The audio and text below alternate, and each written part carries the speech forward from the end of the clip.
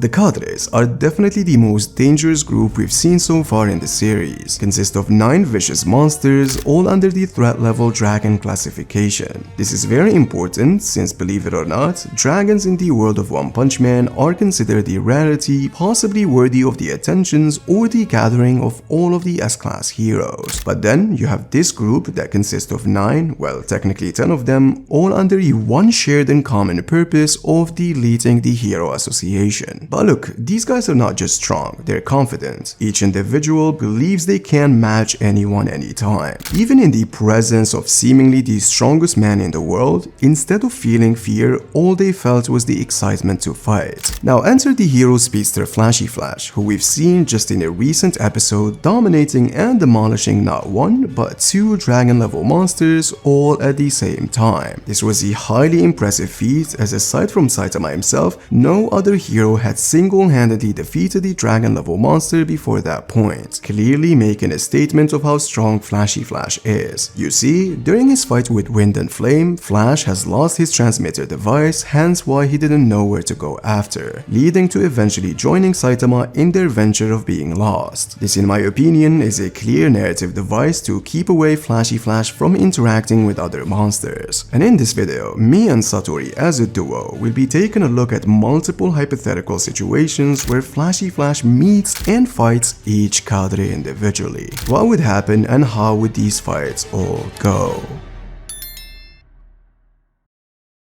Starting off rather lightly with 3 monsters that would only be some sort of speed bump to Flashy Flash. First up, we have Gums. I don't think anyone needs to be convinced that this wouldn't be a close fight in the slightest, as this Cadre happens to be the most featless on this list. You see, all the monster has ever done is clash with Pig God and fail to chomp Tank Top Master. Some people, myself possibly included, even question the validity of his big shot position, especially when we have well-rounded top dogs like Gale Wind and Hellfire Flame who are only considered as Cadre candidates according to our retcon chapter. But considering that Gums has shown the ability to regenerate from being literally impaled by presumably Awakening Breath Bang, incinerated from the inside, and punched by Fear Ugly all in rapid succession, it should be safe to say that a decisive, more fatal attack will be required to do the job. When talking about this from a narrative perspective, contrary to Sonic, who often does give chances to his opponents, Flash is a ruthless assassin that attacks as soon as he locks eyes on his target. He has no reason to suddenly start boxing and not use his insta-kill sword, which means one concentrated slash should pack enough force to replicate what Fear Ugly did to this monster and chop him in half, thus saving Pig God and making quick work of this Cadre with absolutely zero difficulty. Next in the speed bump list, we have the monster cat Neon. Neon is in a particularly unfortunate position because his specialty is speed, and Flashy Flash is blatantly a faster speedster in terms of overall inverse scaling. This monster, even though not completely featless, he only partially scales to a character that by extension only scales to him. Drive Knight, prep time or not, is still someone who can react to him multiple times and even shown that his transformation speed can absolutely blitz him. And on a narrative standpoint, Drive Knight in terms of speed is also not really a character that can compete with a speed specialist like Flashy Flash, well at least at this point of the story, which technically means Flashy Flash should be able to blitz Neon 10 times out of 10 and has the strike potency to decapitate him likely with very little difficulty. The only thing that Neon can do to ensure his survival is to obviously use his ability to run and slip through cracks. But then you see, narratively speaking, aside from large opponents, Flashy Flash almost every time ensures to attack the head first. It's a unique trait assassins are trained to build as a habit. But then, prior to finding out that Wind and Flame are both ninja from his same village, Wind in his human form did manage to dodge a suppressed attack from Flash. And I'm not gonna sit here and argue that these guys in their human form are relative or faster than a dragon level monster like Neon. So in an event where Neon dodges the first suppressed strike, he would then have this one precious golden opportunity to reconsider engaging in this fight and can possibly escape. Next in the speed bump department, we have Fear Ugly, and I don't think it's necessary to talk about his base state because we can easily explain how Flash would demolish even his vomited form. Vomited Fear Ugly is a very impressive monster, but Flash's exchange blows was with Garo, who literally kicked a hole in him. You see, the only thing I could think of that could throw Flash off guard would be to attack him with a slash without using a considerable amount of speed, as that would likely melt and destroy his sword. The same thing happened with Atomic Samurai despite using an insanely fast move like the Atomic Slash, and if this were to happen it would likely leave Flash very enraged. The acid is really the only issue he would run into, and there are two ways to interpret why Garo didn't get melted when he kicked Ugly. Either the shell he has is acid resistant, which isn't impossible but also never really implied, or he kicked through the monster so fast that the acid wasn't able to take effect in time to injure Garo. After all, it shouldn't start melting the millisecond something touches it. It would still take a bit of time for the chemical reactions to do their thing, and we even see this delayed effect when Atomic Samurai and Ichirin swords melt only after they've already passed Ugly entirely and sliced him multiple times, and when Darkshine takes a couple panels to notice that his hands are melting. Garo also doesn't have any acid sticking to his body when he's shown passing through Ugly, and all of this would imply that in theory, if hit with enough force and speed, Ugly's acid would simply not have the time to melt his opponent, and the acceleration would also prevent the acid from sticking to the attacker. It would simply be blown off. And since Flash can exchange blows with the same Garo who killed Ugly in one strike, it would stand to reason that he could probably replicate the same thing, resulting in a quick and explosive victory for Flash if he uses a considerable amount of speed. Which means even when there's a possibility of losing his sword, Flash should clear him with one single attack. Passing on to Evil Natural Water in its initial state. While this monster is described as the most dangerous cadre by this one father monster, its initial showings weren't really that impressive. Multiple characters such as Iaian, Child Emperor, Bushido, and Okama Itachi were shown to have the capabilities to at least dodge its condensed high-pressured attacks. Its weakness was also exposed by both Darkshine and Garu, as one with enough force and speed can definitely splatter this monster. Fortunately enough, Flashy Flash has both of these properties and can definitely replicate Garu's consecutive kicks. But one could argue that Evil Natural Water would be able to react to Flashy Flash's speed, as it's the only monster that managed to see and attack Garu in this one exchange. But judging by this time frame, it's safe to assume that Garu didn't really need to go all out in order to defeat these monsters. However, if you wanna still argue that Flashy Flash would be at least reacted to, then at the end of the day, this type of attack isn't really a threat, as Flash has shown the physical traits to withstand attacks on a much higher level, which means Flashy Flash is definitely running through this monster. Now the last monster that I would include in the speed bump category, and I would even argue he's amongst the easiest Flashy Flash can defeat, is Homeless Emperor. You see, this is one of the primest examples of why matchups really matter in the One Punch Man verse. While Homeless Emperor has certainly proven to be in the bracket of the strongest executives, having statements like him and Black S can defeat anyone, easily overwhelming multiple S-class heroes and dominating Vomited Ugly, he sadly falls too short against Flashy Flash. As much as Black S is the counter of Atomic Samurai, Gums is the counter of Big God, Ugly is the counter of Sweet Mask, in this particular case, Flash is the absolute counter of Homeless Emperor. Reasons why is really that simple. There's this instance where Black S has noticed that Homeless Emperor's reaction speed isn't really that good, which led him to conclude that he's average at best in terms of physical stats, which means glass cannon durability and very dulled reaction time. All he has is his infinite destructive power that would never land on a speedster on much higher caliber. Homeless Emperor's only possible hope would be to surround himself with bombs right off the bat and create a makeshift shield in an area of denial. But in that scenario, Flash should be able to simply throw a bunch of kunai at the bombs and detonate them in close proximity to Emperor and kill him. And that is all assuming Homeless Emperor even gets the chance to surround himself with bombs, which means a character like Flash, who does not hesitate, attacks at first sight, and has the speed that can match even top tiers like Platinum S, is definitely low diffing Emperor way worse than any other monster on this list, which just goes to show how much matchups matter, as one of the stronger cadres in this specific case gets defeated way easier than any other below him. And with this, we conclude the 5 executives that would pose absolutely no problem for Flashy Flash.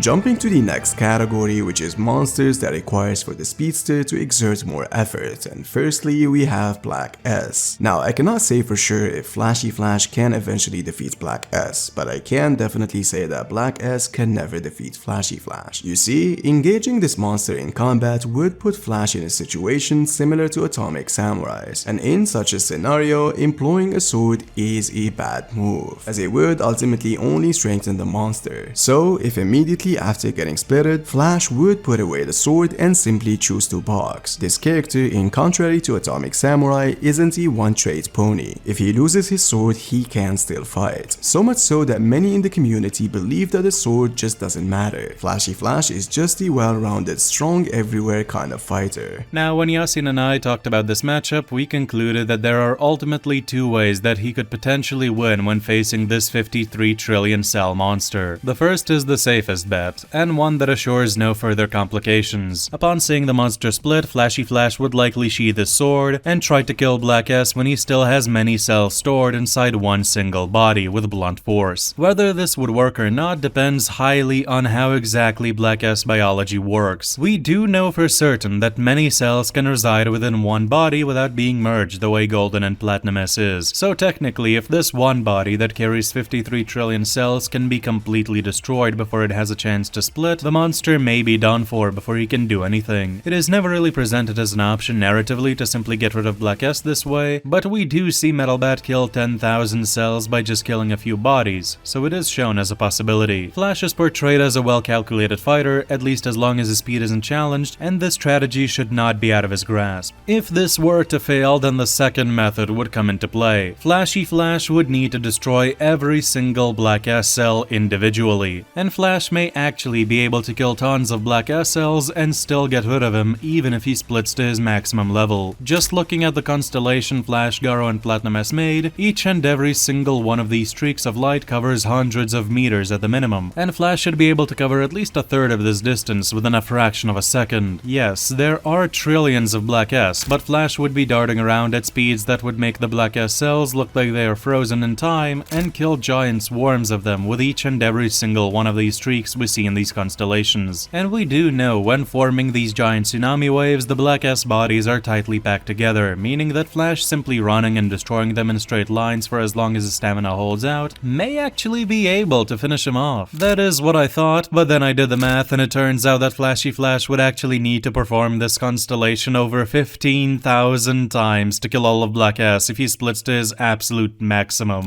Yeah, probably not happening. But regardless of all of this, to Flash's favor, it is extremely unlikely that Black S would ever get the chance to split that much, and the fight would likely end with Flashy Flash killing however many Black S bodies are present on the battlefield without needing to kill all 53 trillion individually. Now, given that a character like Spring Mustachio was able to completely erase a huge chunk of them, it's safe to argue that Flashy Flash would be able to handle the same amount of cells Black S used to overwhelm the heroes. However, it should also be noted that Black S would still be able to react to Flashy Flash but wouldn't have the combat speed to keep up with him, as we're talking about the same monster who has reacted to Saitama's Zero Punching Garu where Flash couldn't confirm who really did it. So at the end of the day, the outcome would highly depend on both characters' stamina, endurance, and how they should approach this fight. Either Flashy Flash defeats him or it sadly ends in a stalemate. The second character would require Flash to use some sort of effort, but funny enough would be easier for Flash to handle. You see, Golden S's transformation would certainly backfire against Flashy Flash. Merging into a single form is a poor plan if the resulting being isn't overwhelmingly stronger than his opponents, as Child Emperor noted that facing one merged enemy is far easier than dealing with 53 trillion individual cells if paired against a strong opponent like King. Now, Flash isn't on King's alleged level, but he still operates on a tier far above Golden S. Golden S at the end of the day failed to one-shot vomited Fear Ugly, while Flash can compete with characters who perform such feats casually. Golden S may not have been trying all that hard, but to scale him any higher would just be speculation, unfortunately. And the nail in the coffin is that Flashy Flash has the speed and power to clash with Platinum S, who is a form that narratively is above the Golden state. We know this because Platinum S was confident he could challenge King, whom he saw prior as a god among ants in his Golden state. And there are other implications and statements, such as this form being the perfect perfect merger, and that this is his real self, and many other avenues. Which means while Golden-S would require Flashy Flash to put in some effort, the Speedster should ultimately secure a mid-difficulty dub. Now, it's very important to know that we deliberately didn't go deeper into certain things like why Platinum scales above Golden, as that would take a lot of time and effort, so if you guys want to know, make sure to check these videos. But anyways, having established the one or two characters who were genuinely challenged Flash, we now turn to the more contentious fights where the outcome is less certain.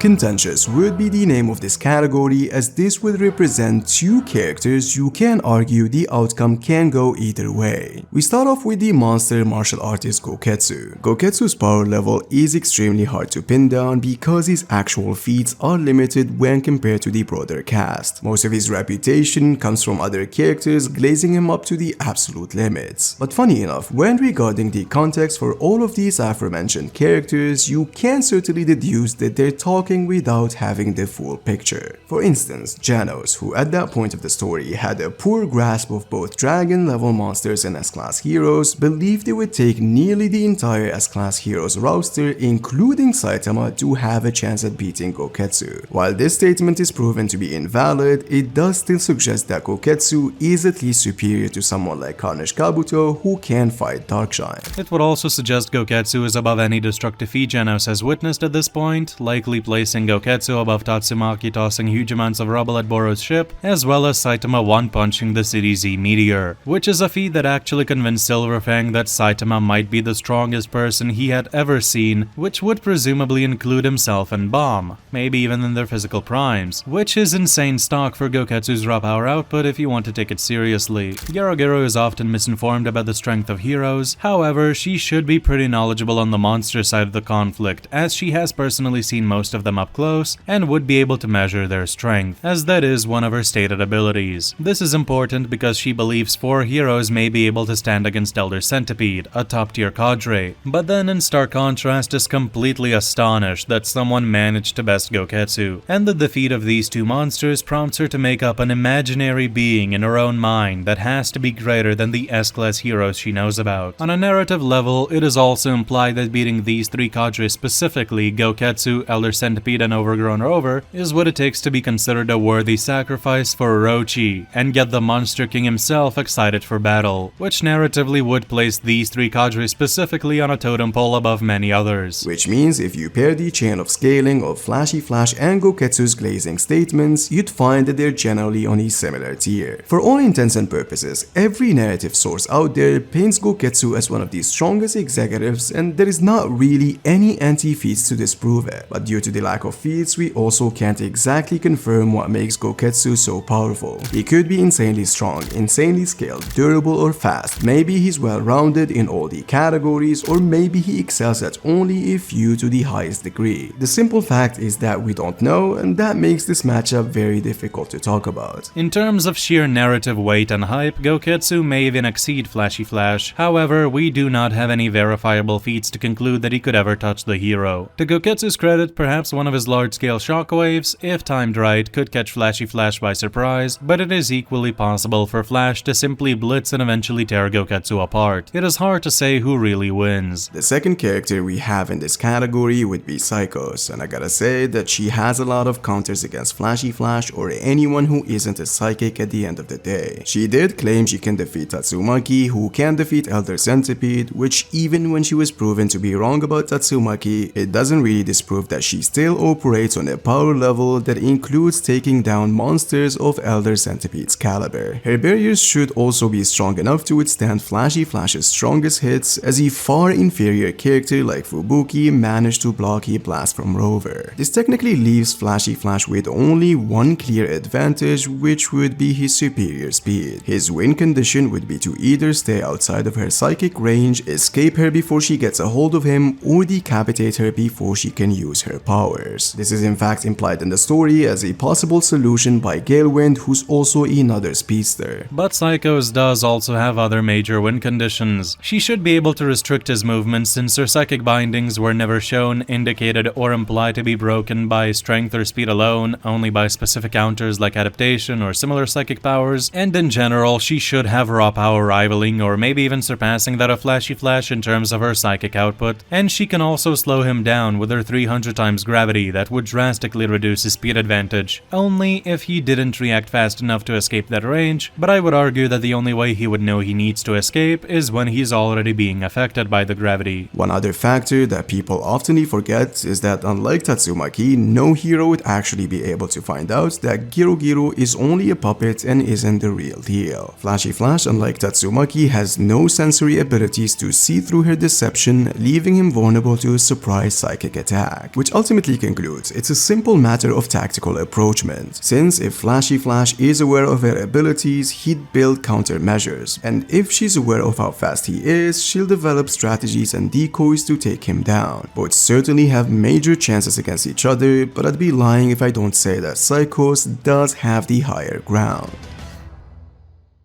Next up is the Stalemate category, which includes fights against monsters that Flash can never truly defeat, and vice versa, they can never defeat him. First is gonna be Elder Centipede, and I think this one is pretty obvious. Flashy Flash is a speedster, and Elder Centipede is a giant tank that on top of that can regenerate on a stupid level. You see, even if we entertain the idea that Flash's fists or slashes could somehow damage Elder Centipede's shell, which is somewhat doubtful, actually defeating him is another matter entirely.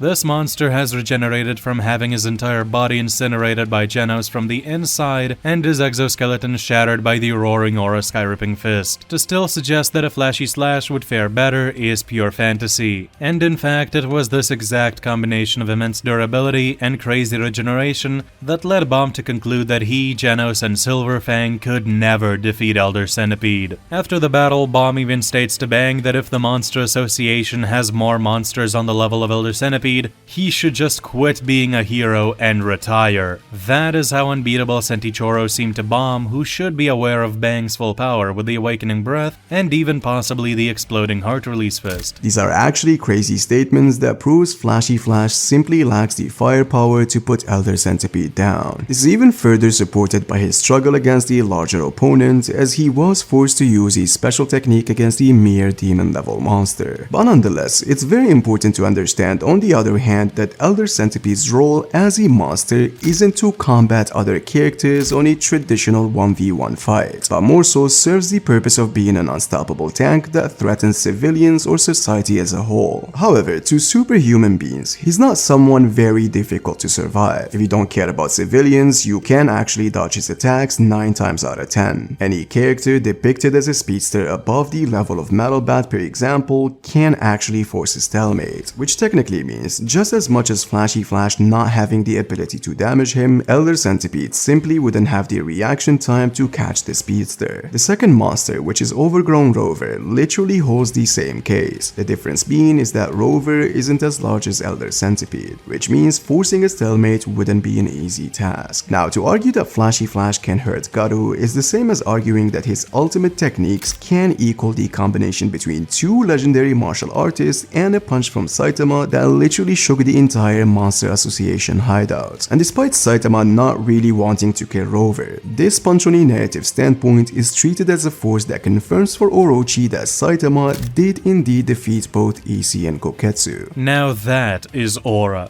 What makes Rover tanking Bang & Bomb's Crossfang Dragon Slayer fist even more impressive is that he took that hit while visibly hurt from Saitama's punch, as we see him bleeding on panel. So an already injured Rover no-sold Bang & Bomb's combination attack while already bleeding, and this actually causes Bomb to lose confidence in their ability a little bit. Rover's blasts are also deadly, as Fubuki and even Bomb himself seem to think that a single blast would gravely injure the martial arts brothers, and Bang, even before realizing how durable Rover Rover was already proclaiming him to be one of the Monster Association's strongest just from seeing his blast alone. However, the issue is that these attacks would never get close enough to singe Flash's hair. So this easily concludes that Flashy Flash isn't really someone who can hurt Rover, but at the same time Rover is not someone who could catch Flashy Flash, which means that this matchup would more than likely end up in a stalemate.